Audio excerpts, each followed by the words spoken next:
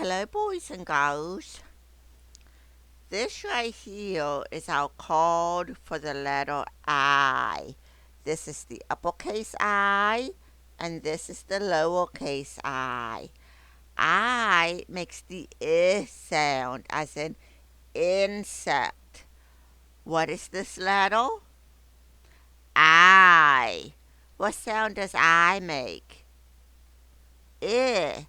Good job. Now, let's look at how we write the letter I.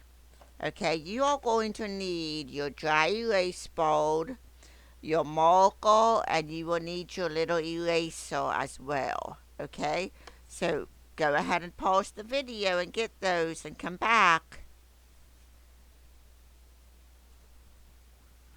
I lost my eraser. I really lost my eraser. Okay, I misplaced my eraser. How's that?